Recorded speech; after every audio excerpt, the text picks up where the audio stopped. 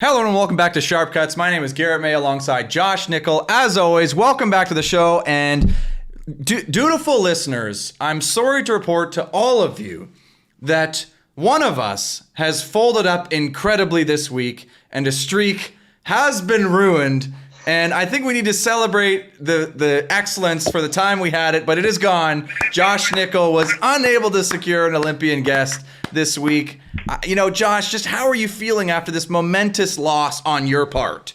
Garrett, I feel great. We couldn't get an Olympian this week, but it's like pinch hitting Babe Ruth for Lou Gehrig right now. We couldn't go wrong. I went to the people we can trust, the fan favorites, and they might not be Olympians yet, Garrett, but they are certainly the most popular guests we've ever had on Sharp Cuts. I'm so happy that Nolan and Pierce could rejoin the show, even though Melissa and Binstock were busy tonight and couldn't make the streak last one more week.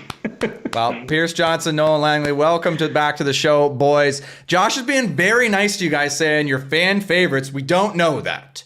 We just don't know. So, I mean, as far as we know, you could be, and calling out immediately who was on the list ahead of you. So, I mean, not a lot of names. I will take it. Thanks for having you it back. from one episode, though. I do. Oh, Pierce. This is not making me look good. Yeah, like Josh, you're immediately getting buried. Our guests are immediately tuning out, shutting the episode off. We got popcorn internet happening on both ends for these guys. Probably one of them's going to duck out. It's going to need editing on my part. Welcome to Sharp Cuts, everybody. This is what you get. Why don't you hit that subscribe button? Comment down below. Let us know what you think. But let's jump into it if we can. We don't even know if Pierce and Nolan are with us. But Josh and I are here because we got great internet and we're professionals. This is a professional show. So, Josh, we're going to talk about some results because I don't know when you're going to be listening to this, but some stuff has happened. So just generally some results and how things are going. So it seems like there was a beach tournament that beach is kind of, I don't want to say started up because it's October, but we had a beach tournament. What has started up, though, is kind of the youth sports and college leagues here in Canada. So take us through where are we starting, like what's happening, what should the people be aware of? So, Garrett, sometimes we give the beach volleyball world, the FIB, a hard time, but I think this is a smart philosophy. So Dubai is going to host 2 challengers in a row, which that's got to help lower the cost, right? You build the stadium once, maybe hotels are doubled now, but it's over 2 events. So I think the expenses have got to be a little bit lower. But anyways, so the first one is completed. Megan and Nicole took a 9th, and coming through the qualifier, Garrett, Ali McKay and Kate Wootney from BC, not formerly with the Canadian national team, they don't train in Toronto, they're from Vancouver, they're with the Beach Co. They qualified. And this is the second event they've qualified for this year, so it's cool to see another Canadian team coming out of the qualifier. They might be Canada 4 or 5 based on points right now, so it's good to see them doing well. Devin and Miriam couldn't get through the qualifier, so that was good. On the women's side, the guys, unfortunately, we didn't have a team because Jake and Alex, they didn't go. They were on the list, but they didn't go, so we'll have to get those guys on the show so they can, explain themselves. But are they getting fined? They're getting fined. We can get them to explain that a little bit more, but loyal listeners will know they were on the list and they did not play, so they did not check in. So can we get them a Sharp Cuts specific fine for not showing up? You're fined by Sharp Cuts the exact cost that it takes to make a Clown of the Week shirt, which we will then give to you for not showing up to your, can we organize that? I like that. I like where your mind's going.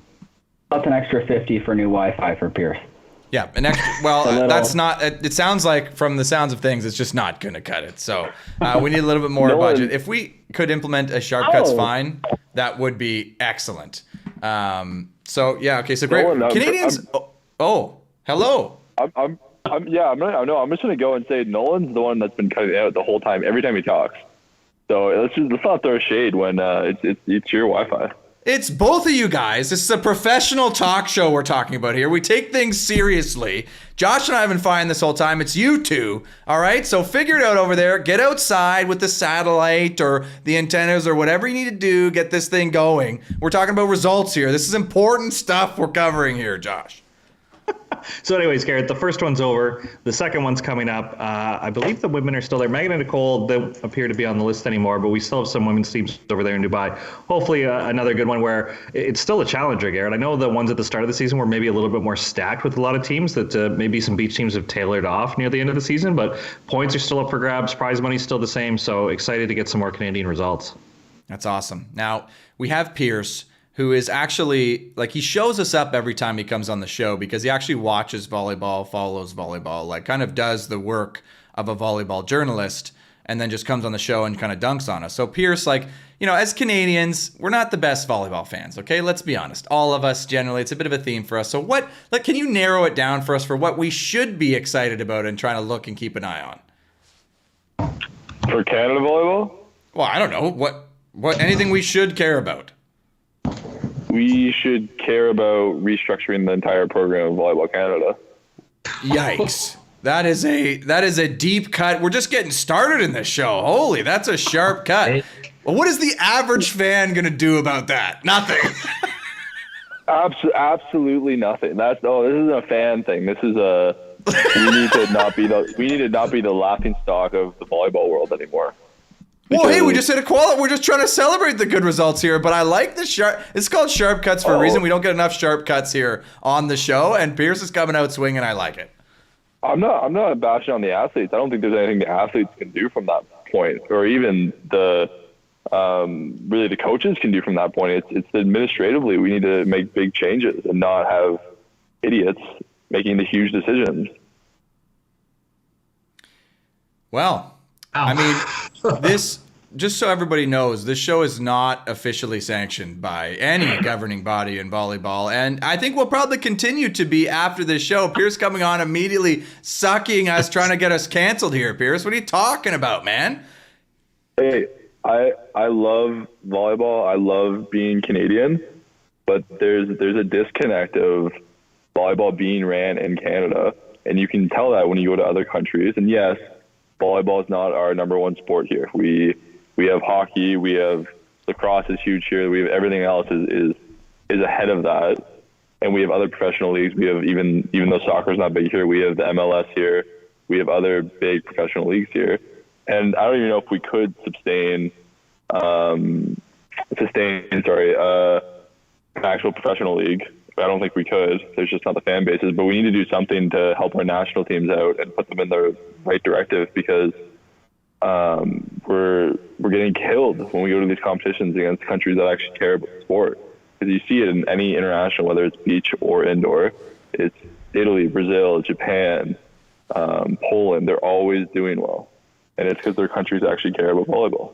So Pierce coming in with a staunch defense of Canadian volleyball fans, saying it's not their problem and they actually shouldn't be caring about any of this stuff, and we need to be organizing volleyball better in Canada. Interesting take early in an episode that wasn't headed in this direction. Pierce taking it on, which, hey, not going to argue with you, but counter, I mean, this is a special time in certain areas for volleyball. Like, we've never had this many teams in Olympic competition for beach volleyball, not even close. Our women are good. We have a world championship quality team and a team who goes and gets second at the world championship. So of the, however many different national teams we have, it's not like we're failing across the board. So let's give ourselves a little break here.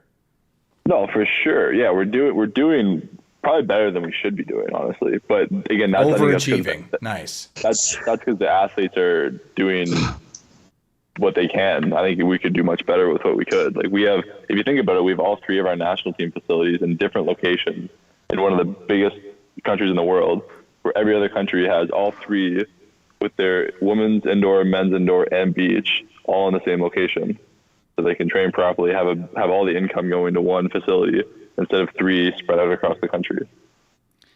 That is a very interesting point that I don't think we've ever had discussed on this show, Josh, is how we have each of those teams taking resources and splitting it in three different places across the country. That is an interesting thought. And I don't know. Yeah, I don't know that there's a defense for that. The only thing I could think of is if you wanted to argue the other side, Garrett, would be maybe one province doesn't have enough funding to support all three. So maybe by going to Quebec, Ontario, and BC, you can go there. But Pierce's point, yeah, I would love to just take my lunch tray and sit down and try to get Kira Van Ryk or Matthias Elster to the beach. And that would be awesome if we were all in one place, Gary. You could start to sway them a little bit. So, I think there's some value in that and keeping us together and sharing resources. And volleyball players are pretty social people. They get along. So maybe there is a way to support that. But I haven't thought about that either. That would be the only argument maybe is, do we each get provincial funding for being in the provinces we are? And I don't even know that for a fact, Garrett. Yeah, I mean, I'm not sure that we're going to solve that discussion as a non-volleyball administrator here, a coach, and two former players, coaches, whatever you guys are doing is like, are we going to solve this? Maybe not, but gosh, man, Pierce, you took a turn. I mean, the Wi-Fi cut out and you came in hot. Is everything okay? Are you doing okay? Like, are you all right? Yeah, no, I mean, hey, I'm living at home, but like other than that, I'm great. Oh, okay. Other than that, so that's the worst thing right now. Living at home. So basically, Volleyball Canada is like the Windsor Lancers of the OUA. We're doing the most with the least, Garrett. I think that's what we're trying to say here. You're going to give the Windsor Lancers and these two guys credit for doing the most with the least. So saying that they actually had the least and overachieved. You hear that? He's chirping you guys. The Lancers, big overachievers. Big. We were punching above our weight class a little bit at times. Yeah, I 100% agree with that statement. Oh, okay. Okay, then. I mean, good for Windsor Lancers and Volleyball Canada, I guess. Like, I mean, it's a great thing, I guess. Punching above your weight class, let's go. Well, while I have you guys so fired up, gosh, we said we were talking about results. We took it in a different direction. We're taking it again because I want to keep this intensity going. But we've got to administer a little bit of positivity first. So we got to go to everybody's favorite segment. Well, we haven't confirmed the fan favorite guest or the fan favorite segment. We only have one segment. So anyways, it's Players and Clowns of the Week. So, I mean, there's 4 of us on here, so we got a lot of them to cover. I mean, we're going to be naming a lot of people, a lot of places, potentially a lot of things. So we might as well jump into it. And I think I'm going to start today just to start off the positivity. And because mine is just pretty standard, I think. I'm feeling pretty good about it. So I've been helping out with the Douglas Royals men's volleyball college team here in BC. We had first weekend of action. The indoor team is starting. And you know what I like to see, Josh, is a first-year guy come in, start, and do well. Not super nervous, come in and do well. So my player of the week is Eli Woldring. And congrats, man, on a great match. Goes out there, a couple of wins. First match in the league. Goes out 5-set win for the team, leading the team on the left side. I think he led the match in points, and was pretty solid that match. So congrats to him. Did a great job. Starting us off. That's it for me. You guys watch any of our games at all, or you just don't? Not even. I don't even know what your conference is called. Yeah, that's. I do. I do. That's really supportive of you, Josh, and. Really nice of you to check up on. Is it the Pac West? It's not something like that. See, you do know what it's called. See, there you go, buddy. So NCAA is the Pac-12. You guys are the Pac West. You might have one of the better college logos. It's way better than the OCAA logo.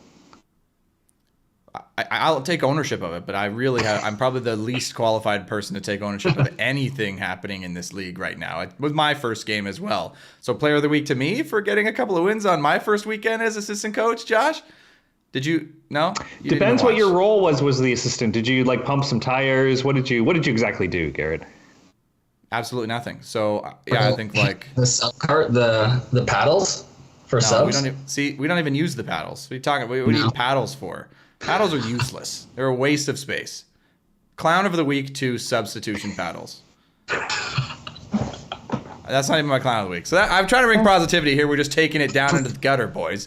So I'm going to throw it over to Josh for your player of the week. Keep this train rolling, buddy. So, Garrett, I'm going to give it to Benish Partain, who we're just in Dubai. They're an American men's team. They won the Challenger. But I received some messages that people think I was a little harsh on the U.S. development system. I'm only harsh on the U.S. women's indoor development system, where I think they just make it up. I'm actually going to support the men's beach program and the women's beach program in the USA because you know what, Garrett? They have a pro tour, and it gives a reason for people to train full-time and to get local sponsors and to go out and compete. And just when everyone thought, oh, the U.S., they just lost Phil and Jake, they finally don't have any blockers, they're still winning challengers with guys that we've never heard of until you see them play, and then you go, okay, these guys are pretty good. So Benish is 27, Partain's only 20, but like I said, because they have the AVP, they have a reason to go compete and go do things and get local sponsors, and the big machine just keeps rolling for them, where we just don't have that in Canada, which might lead to Pierce's comments later in the show. I hope he stays spicy, but I'm going to give it to the guys who won it, but also to the U.S. beach system because, like I said, I think it just pumps out players every cycle for them.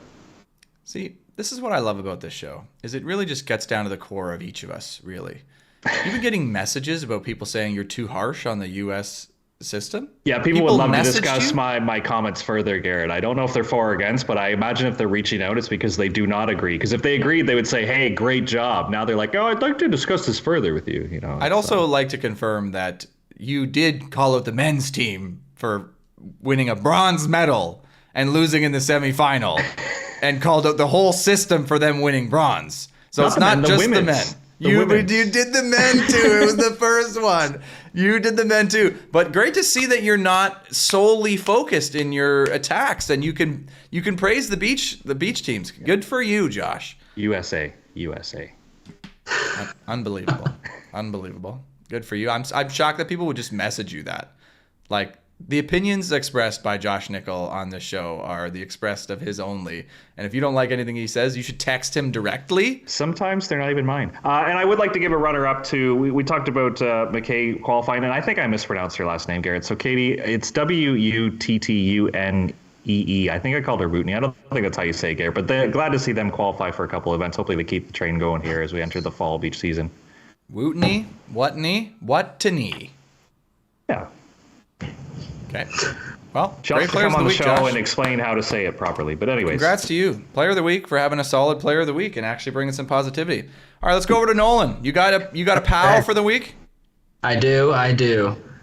So the U Sports top 10 rankings just came out yesterday, I believe. Took a quick look at them, and my player of the week is going to the number 1 seed up there for that, the Alberta Golden Bears. You know, been here in around the league for a while and see the same teams up there. You know, you got your Trinities, and then for that long stretch, McMaster, Trinity bouncing back and forth, and it's nice to just see a new face up there at the top. Are you absolutely kidding me, Nolan? It's nice to see a new face at the top of the top 10 with the Alberta Golden Bears. Yeah. Is this a joke? No. Man, they're a perennial contender. What are you talking about? No, I they're get underdogs. that. They're complete underdogs. I know that they are generally up there, and they're always up there. I get that part, but to go into a brand new season with them sitting up there at number 1, and it's not your Trinity and not your Mac and stuff like that, I'll give it to them for that. I thought you were going to come in and say Alberta Golden Bears because they're at the top of the rankings at 1-1. They have a 1-1 record, and they're the top ranked team in the country. Behind them is Trinity, who is 2-0. So you must be really special to be number 1 in the top 10 with a loss already 2 matches into the season. So that's what I thought you were going to go for. But new face on the top. You just hate Trinity that much? Well, I mean, I lost to them in the national quarterfinal. Can you blame me? I can't blame you because I've never done that, actually. I've never actually lost to Trinity in the national quarterfinal. So, yeah. Little vendetta. That is what I it don't is. like how Laval is ranked behind Montreal. Montreal is 6 and Laval is in the 9 spot. But if you guys paid attention, Laval beat them. So I don't know what ELO rankings they're using, what coach vote. But again, the rankings are all made up.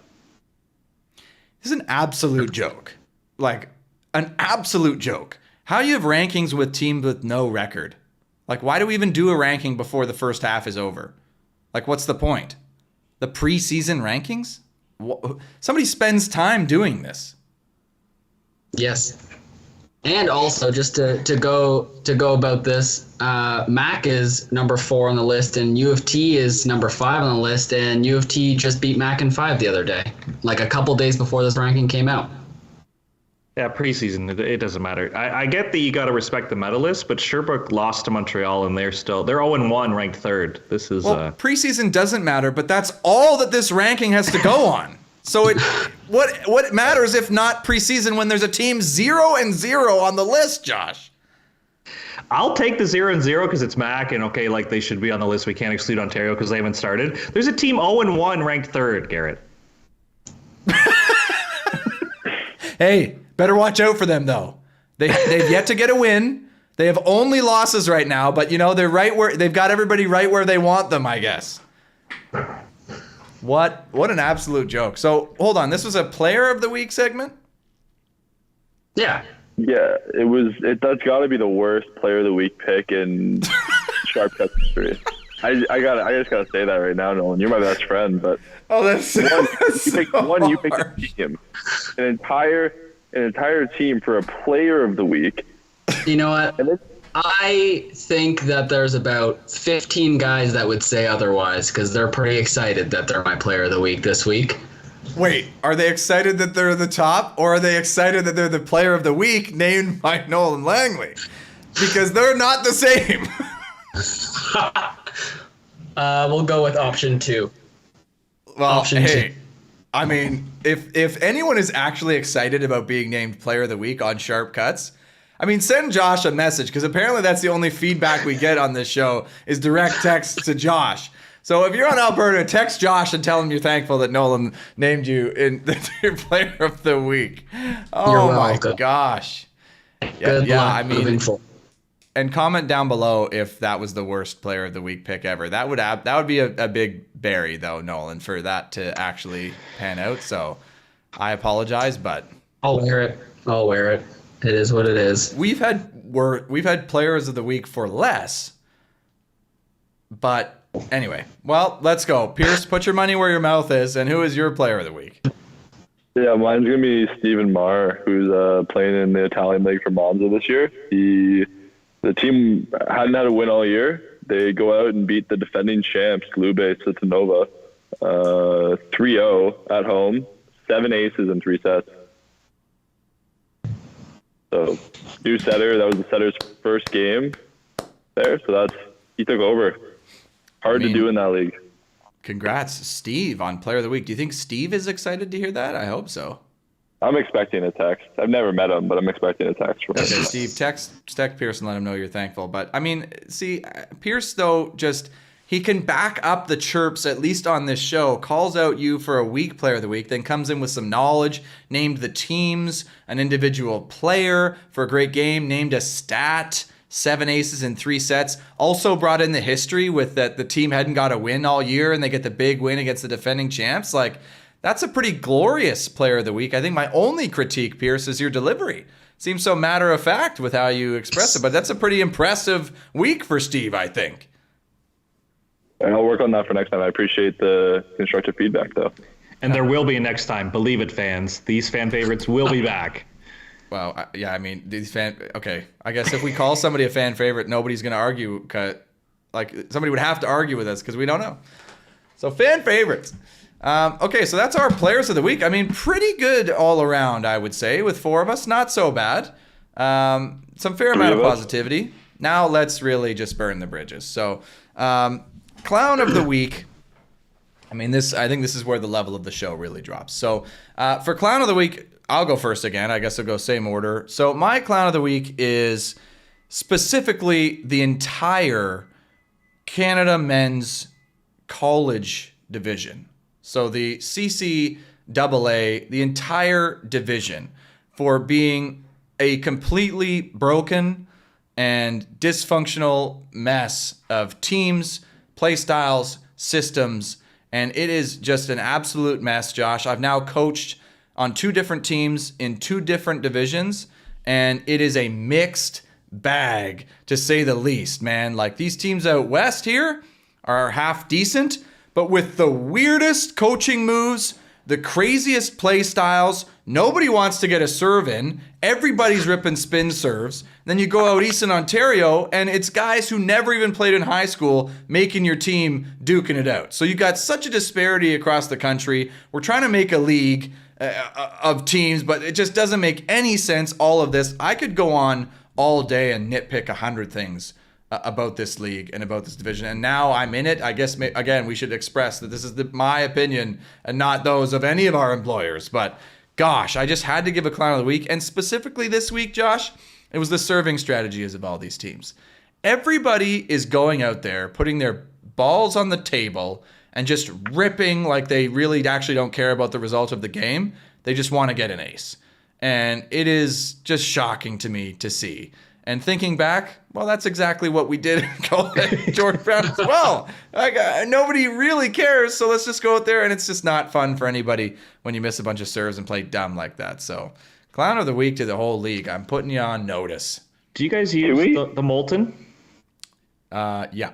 Yeah, I think that makes a lot of college guys brave to spin serve. Yeah. True. That's a hard ball to miss. Like, yeah, it's impossible to miss long. If you miss in the net, they find a way, Pierce. They're finding a way, buddy.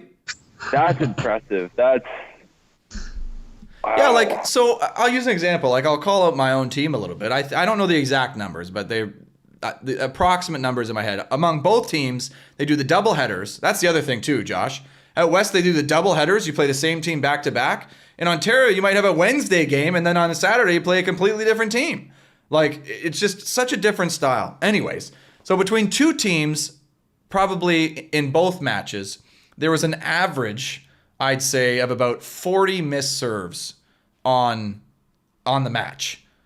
Like, about 20 per team or more, which is just a crazy amount of missed serves from both teams in a game that you're trying to win, which just bothers me. Yeah, especially when you get to like the international level where like the side out percentage is 90% on spin serves under 100 kilometers an hour. Yeah, you're gonna have more error rate, but at the CCA level, you can put a free ball in and it'll probably score. Well, like, you gotta let. Yeah, like it may score. You may get an ace on an easy serve. You may also get it pounded down your throat on an easy serve. But you may also have the guy pound it 10 bricks up the wall on an easy serve. You just don't know. So, like, I don't know. Like, let's be more competitive, guys. Like, you think down in some of these other countries where they have pro leagues and guys are doing this, that they're going out there and playing this crazily? I don't. But I guess I don't know, Josh. So, I don't know. Interesting. Pierce, is that a real stat? 90% under 100? It's over 80. I think 90. It's between 80 and 90. If you put it's a spin serve under 100 kilometers an hour in the men's game is side out percentage. So into that is more likely perfect pass as well. So they're in a 4 pass, and it's impossible to stop a team in a 4 pass, even with commit blocks in the middle, because you have 3 blockers against 4 hitters. So. Good. Garrett, this is why we bring him. He brings in good stat value. So, Garrett, I'm going to call out 2 people. I don't normally like to do this, but I'm just on edge because we've had so many nerdy setters talking about, the intricacies of their position, and it's so complicated, and you got to distribute, you got to do all this. Oh, I'm down. So, I don't know what it is, but I'm already down for it, Josh. RCQ started this weekend, Garrett. From Dalhousie, Quinton Dowling set one player 65 times, and you might think that player must have been on fire, Garrett. Keep feeding the hot hand. Yeah, he hit 138. He hit below his weight, but we gave him 65 attempts. That's not even the worst one, Garrett. This one goes out to Clown of the Week, to friend of the show. Max Loge was named Player of the Week, Garrett, because he threw up a big stat line. He had 37 kills. Well, thanks to his setter, Pierre Thibault, it took 82 attempts to get there. Max got 37 kills, but he hit 280, Garrett. This isn't like Gavin when he got 50 attempts and he had like 47 kills. This is you got 37 kills. I'll give him that. On 82 attempts, Garrett? Are you kidding me, Pierre? You couldn't give the ball. You couldn't get a one-on-one anywhere else. It's just like set max, set max, set max, set max. That's not intricacies. That's not strategy. That's not finding the hot hand. That's not setting an overload or a spread. That's not doing anything. That's just setting one guy the whole match. And I can't stand it, Garrett. I can't stand these setters over-hyping their position and how smart they are when 82 balls to one guy and the other team gives 65 to another guy. What are we doing? I'm not applauding them. I'm Josh. applauding you, Josh. This is maybe your best Clown of the Week of all time, and I fully support it. I'm here for you. I love it. I need more of this Josh Nickel in my life. I don't want to hear any of these idiots talk about setter distribution and setting up your offense again. Like, are you kidding me? 82 times? How is that possible? It shouldn't be possible. That's every time. Like, how many attempts did the team have? 100? They set him 80% of the sets.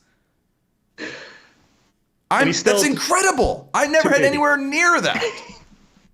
That's like double my highest. Jeez. Anything? You Nolan, two guys. Anything to defend your position here? I mean, if I was on the bench as the setting coach, I would have been losing my mind.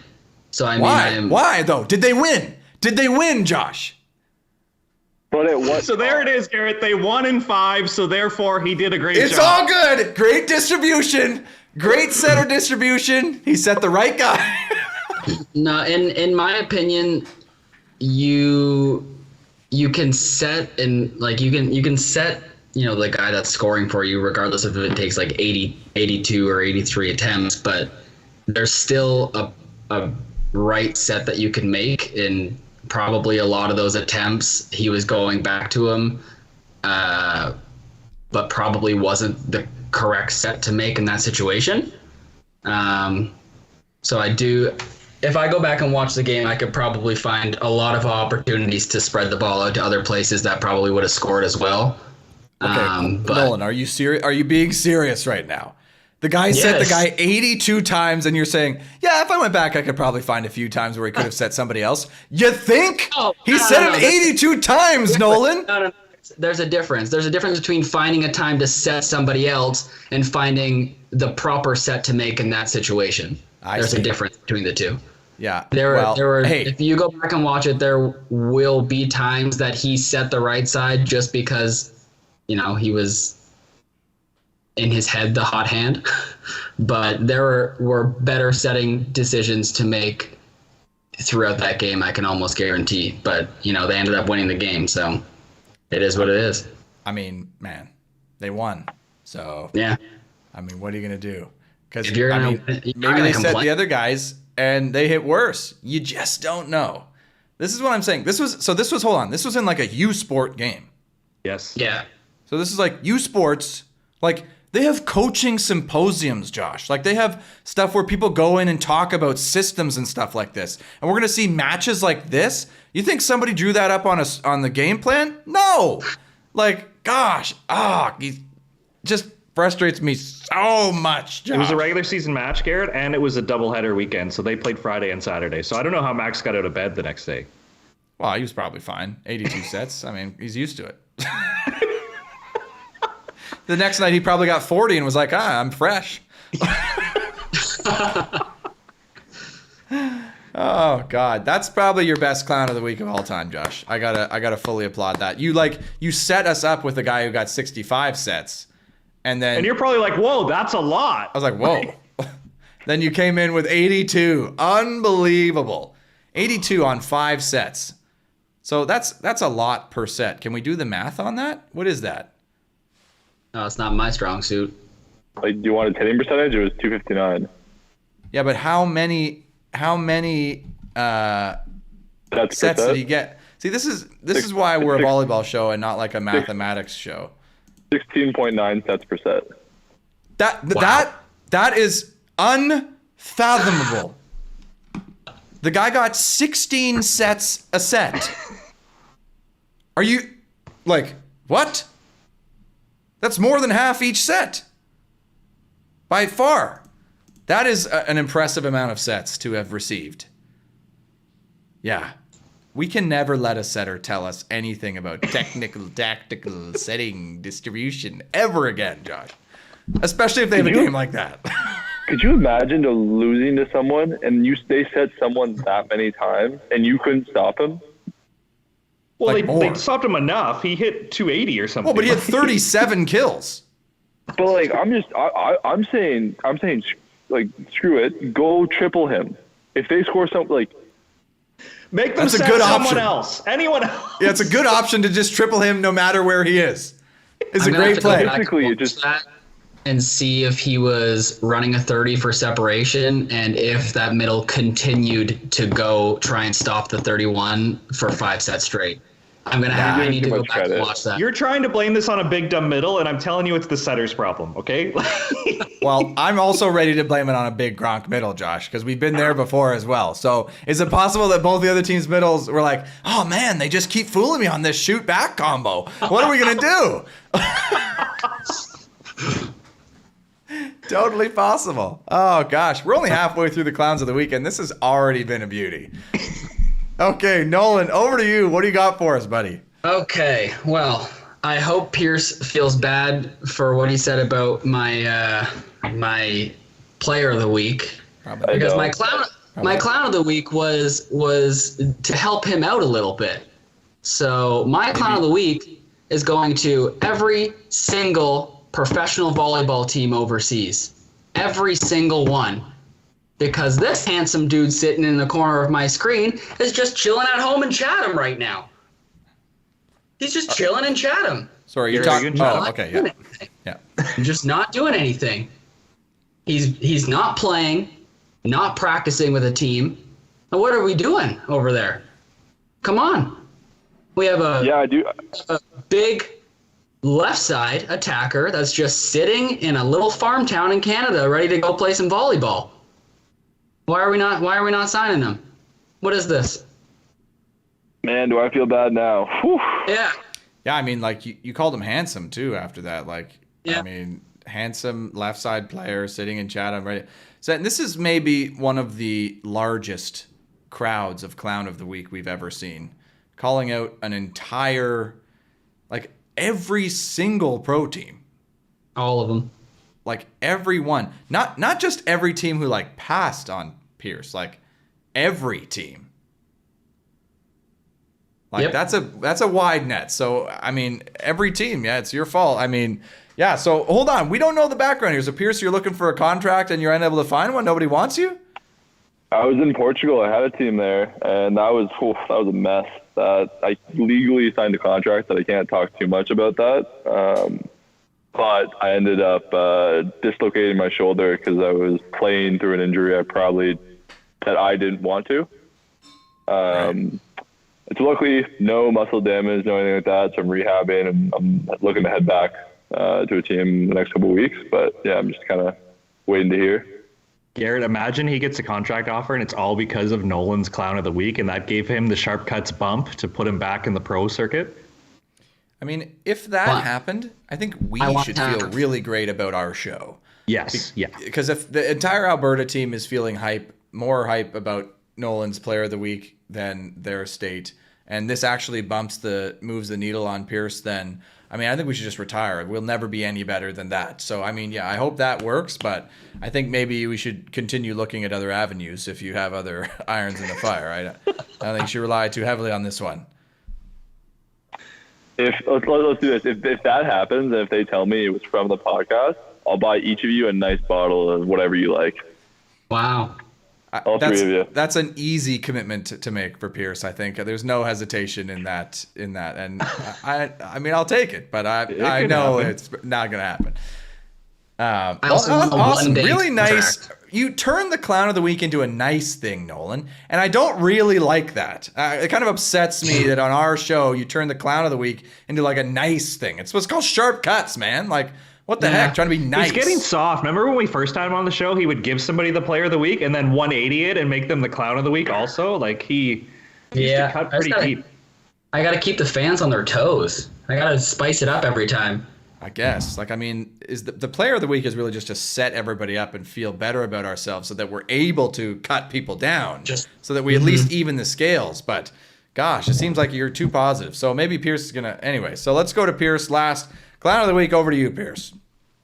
Yeah, mine's gonna be the Italian men's league, because they've just implemented a new rule for coaches that if they coach with the national team, then that club gets €100,000 fine because they now have a coach that's not committed to that professional team, which is, I'm gonna say, and it's coach or assistant coach, and that is a majority of the coaches in that league. And then there's also fines, extra fines that can go up to €20,000 that if coaches miss league games for international events.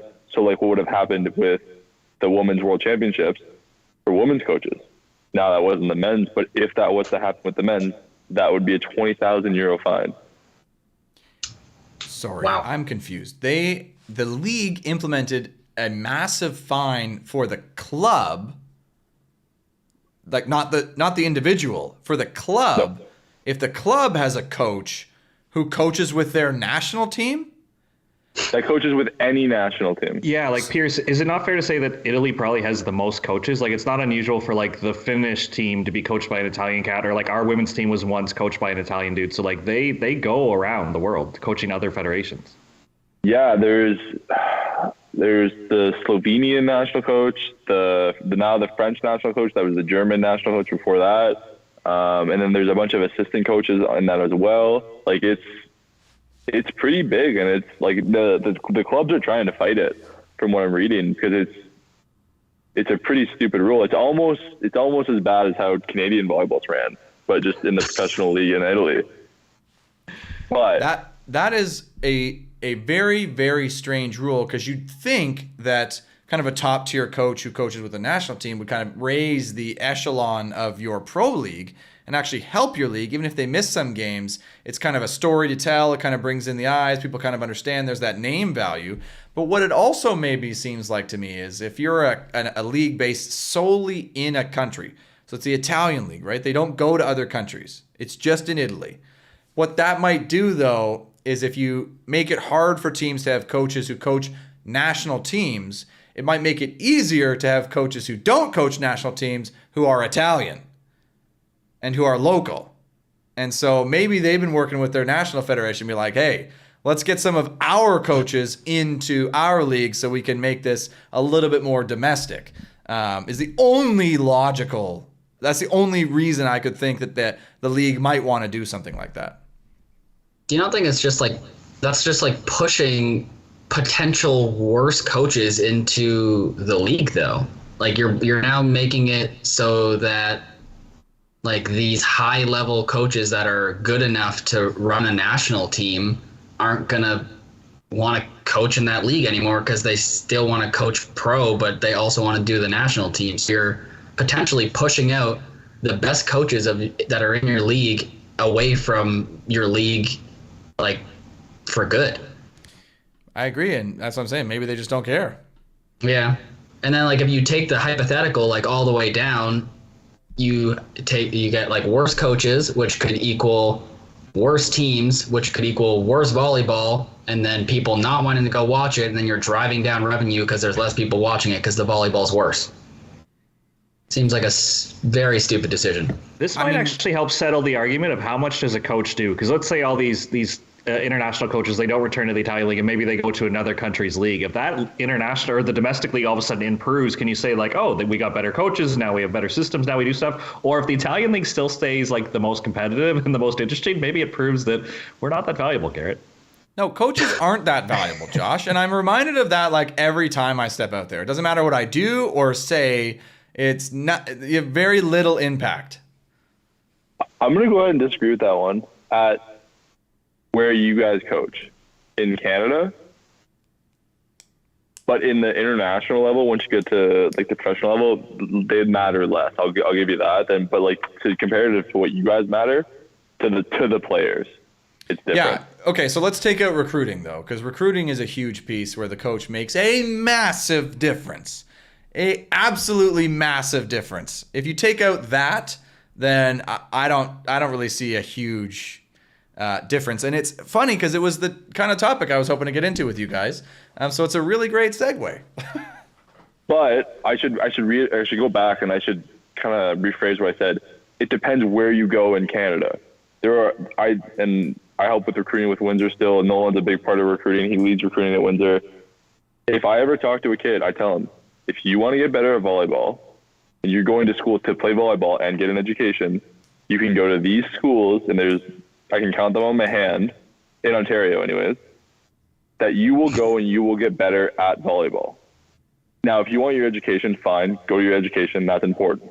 But if you actually want to get better at volleyball, there's only a handful of schools you can go to because the coaching just isn't there, or the coaching turnover is just so big you never know what you're going to get. Yeah, I totally agree. I didn't get any better at volleyball in my time at Western. I got no better. There was no improvement over my 4 years. I just was the same as I left as I went in. You can make that just so the viewers weren't confused. Western was not on the list. I think they understood that. I think they were with me on that one. Or maybe not. Yeah, well, so the reason why I wanted to talk about this topic, actually, so it's an excellent segue, is because I had an experience over the weekend where we were playing a team, and I don't want to name names necessarily because I don't think it's good or bad, clown or player of the week worthy, but it was just very interesting to me where, you had a coach who did things on the other side just very differently than I'd ever seen other coaches do. They had a strange lineup. They kind of shared the passing responsibility amongst a number of different players. They stacked up in strange ways. And the timeouts as well. This coach would call timeouts like after their team would score points, which was immediately very weird. That's never anything I've seen. Or like on game point, like we call a timeout at 24, like when it's like 24-19 or something, like just for the sake of it. And it was very weird to see.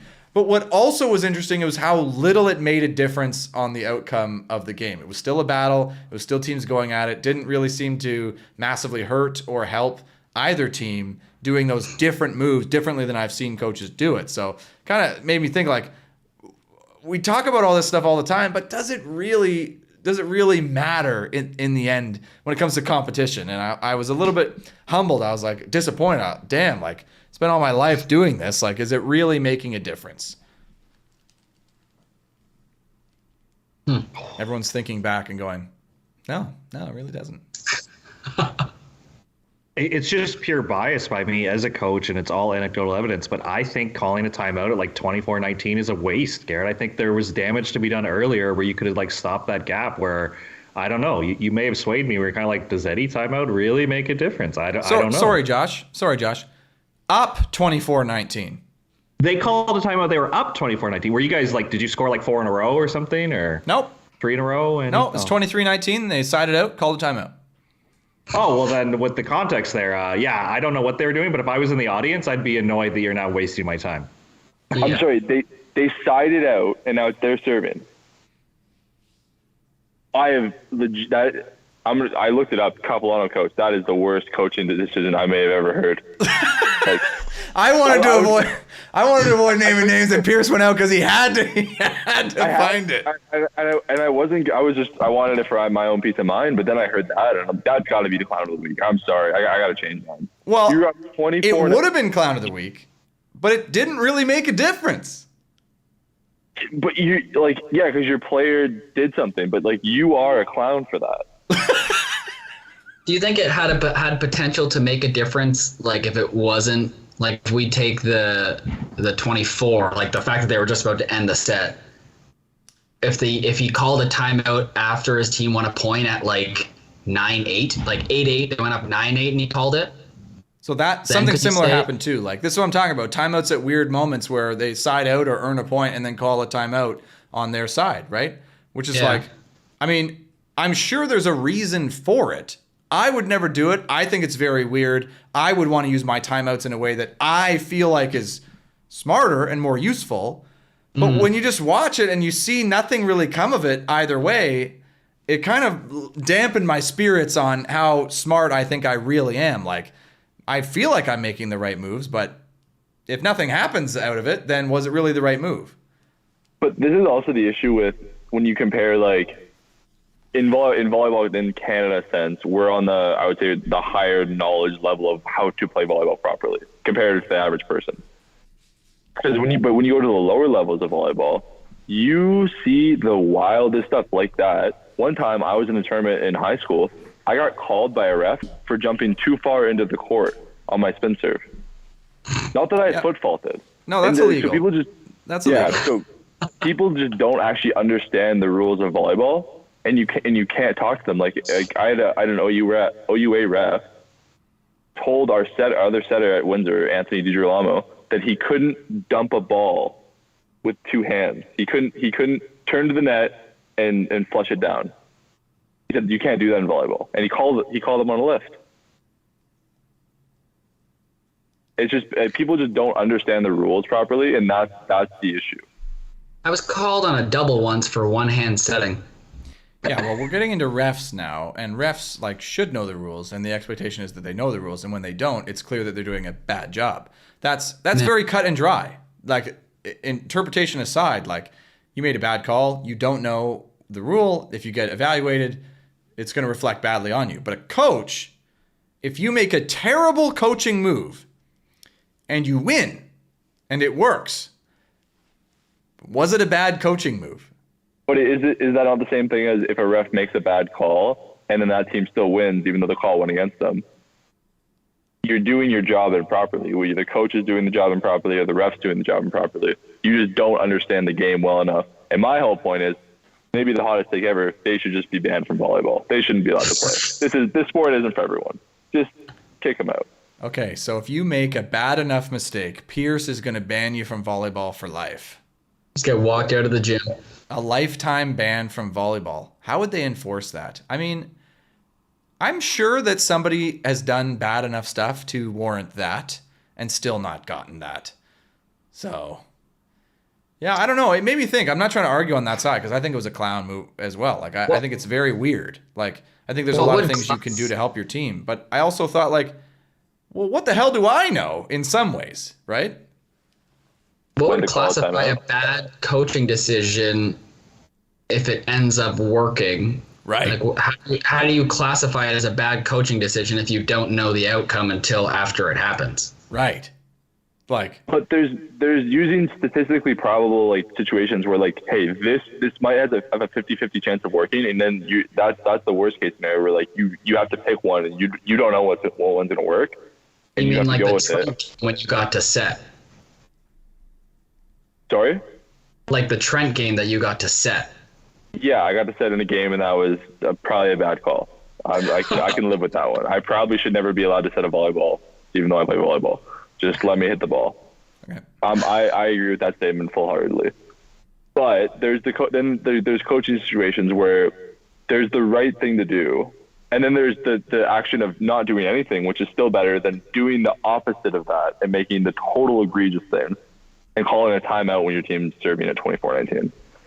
What was the other point you brought up? Like the stacking where like Pierce and Gary, you guys are both receivers. Would you find it uncomfortable that you weren't passing in every rotation? Like I'm trying to like see what the other side is or like why do we do things a certain way? And I think it's just easier to have a clear responsibility that your libero and two left sides go back and serve receive and you get into rhythm where I don't know how much different stacking or like obviously they were bringing in the right side. Like what were doing, Garrett? Yeah, like they would stack in interesting ways that I can't even articulate right now. And maybe it's just to confuse people like me. Like maybe that's part of it. It's like it's not that big enough change that it changes the whole thing. You have the same guys passing. You bring your right side in. Maybe you're going to do that anyways. And now you just stack up in a weird way to make me confused. Like maybe. But did they W pass? No. Oh no, a W or a cup. I'd respect somebody to have the balls to go out there and go straight W or like even a cup or something. Like a 6-2 cup receive. Yeah, like hey, hey, I mean, go for it. Like whatever. Like if you're gonna pass well, who cares, right? Like I do what you got to do. But yeah, go for it. There's always a case to like where your left side's really good. Like we did this at Windsor. Like I was a better like C-ball hitter. So we had our back row right side would come in and hit a pipe. I'd hit a C-ball. I would still pass in the serve receive, but then we'd run different stuff out of it. And then sometimes we'd do a two-man pass instead of that. So like neither of us are passing. There's ways you can change it up. Right. And those things are clear.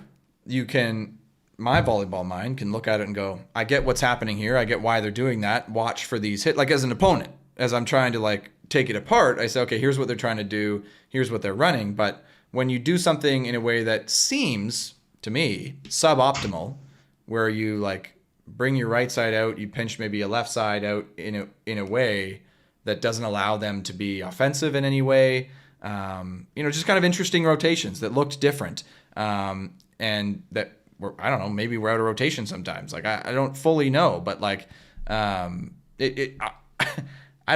you look at it and you can't tell exactly why they're doing it. Maybe there's a reason, but it didn't change things that much. But like maybe it was because I was only looking for opportunities to like exploit it.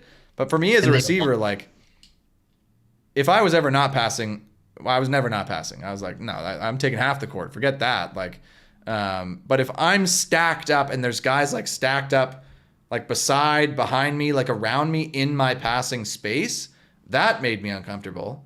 Because if the serve goes there, the guy's in my way.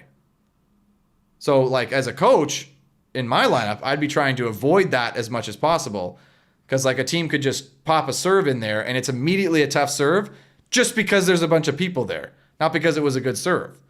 So I don't know, maybe they just, if you've never burned on something, you never punished for something, maybe you just keep doing it because it works for you. I don't know. And you said they won that game? That they did that you watched? Well, we won both matches, but they were battles. It was intense games. Sets won on both sides. So it wasn't like, you're hurting. But they lost. Yeah. Lost the Fire match. Yeah. So, Get them out of there. I don't know if, like, that's the other thing, too, that kind of made me sad is, like, you don't see any of these kind of interesting coaching moves really much at all in our leagues, because you just see everybody trying to do basically the same thing. Trying to get better and trying to emulate teams who are good, but never doing anything really weird that kind of turns things on its head, which I would love to see a coach go out there and just mix it up completely. Run their offense out of 3.5, or I don't know. Even a 6-2 is pretty rare. Recruit 5 lefties and run your offense with a right-handed setter out of 4. Although, to be fair, I will say that even as a setter, like setting that way is super difficult and weird. It's only weird because you never did it. Yeah, 100%. So if you take someone young enough and get them going from there, like it'll be fine. But like having to like make your left hand your steady hand across the net kind of thing to like not let the ball drift too tight. Because we did that a couple times when Pierce would go, we would swap when I was in the front row. Yeah, you'd fire up. Nobody fires up these days, by the way. Nobody does that. I mean, we did it for 4 years. 6 feet. They're all above 6 feet, all these guys. So, but yeah, just trying to, like, we tried it sometimes that, the dig would happen and I would go from my blocking position to 2.5 and still set just with no right side. I had like an A ball, a middle, and a right side, and my right side, and I wouldn't have a left side. But then we also tried the occasional time of me staying at 3.5 and setting across the net that way. And like my A ball became like my C ball pretty much, and then the rest of the that's really not that weird, right? Like even that is pretty rare. People don't do that often, so it's rare for sure. But it's not that weird, right? Like you make a calculated adjustment, but like something really, really weird, like I don't even know it because my brain is so conditioned to do things a certain way, right? Like I don't know, a different passing lineup. Why do we do 3-player pass? Like why is that what we do? Like, I got one for you here. Why doesn't the libero just set and have more attackers now? Pass the ball to the attack line. He can jump set in the air into the attack line, run his offense out of there, and then you have 2 right sides, 2 left sides, and 2 middles. Would you move your lib to position 1 so he can fire the 30 from behind the attack line? You can move the lib wherever you can move the lib wherever you want, I guess, but then you're just having a right side that's a little better passer, or you can just do a 2-man pass and not have the libero be a passer. Yeah, I mean, like, you definitely could do that. Why nobody does that? I don't know. With the libero, like, that's what I'm saying. Nobody's gotten really competitive and had a team where that could work for that team. And they've tried it because they're losing otherwise. They're not good enough to just do the status quo. So that's the thing that bugs me and why I love the Clown of the Week by Josh this week is because, like, is nobody out there sick enough at losing trying to be better in the same way than everybody else enough to try something crazily different? So that's why, as much as I thought this coach doing the weird moves was like a clown move and is crazy, the more I thought about it, I thought, well, you know what? If you're not going to win doing the standard thing anyway, who cares how you lose? Is kind of a way you could look at it. Do you know what that's going to go back to, though, is the coaches are going to get fired. Well, in a pro league. In a pro league, they're going to get fired. At university or college, maybe not. Maybe not. But I mean, Probably. if you look at our national team, and I'm not going to say whether actually I'm on both sides. I don't like the move of the firing, but I also don't hate the move of the firing either. I'm on both sides of it because it wasn't great to have a one year interim coach and then fire him in a shortened quad for the Olympics. But he reinvented the wheel a bit, and was doing some questionable stuff, and they fired him. Yeah, I mean, hey, like, if you're going to go down swinging. I don't know. Like, as a coach, you understand that your career is this. Like, you've decided that your career is going to be that.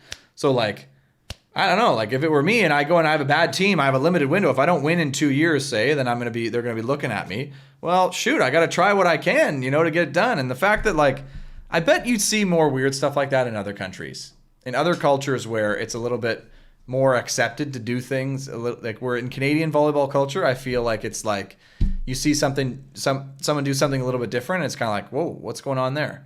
Like, even in the U.S. and serving styles. Josh, I know you hate their development system, but you go down and play a tournament in the States, and you'll see guys and girls who have like 4 or 5 different types of serves, who can do a variety of serves. They'll do a hybrid, they'll do a jump, spin, jump, float. They'll do some weird sidewinder serve. Like, maybe it's not optimal, but at one point in their career, maybe it worked for them and was good for them.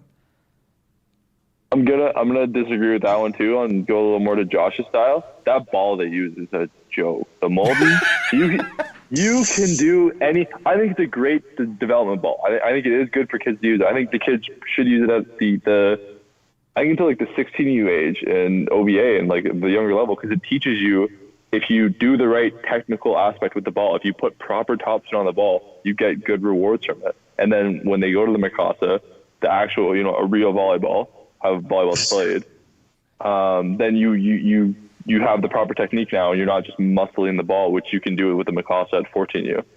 But to the other hand, anyone can look good with the Mullen, which is why college volleyball guys can rip 115 spin serves consistently. But when's the last time like a huge college player made it huge? Like, it's rare and in between. I agree. Comparatively to U Sports, I should say. Well, there are very good players that have made it out. Like, I was playing with Jerome Cross in Portugal. He's an amazing outside, opposite. But like, there's not that many. Yeah.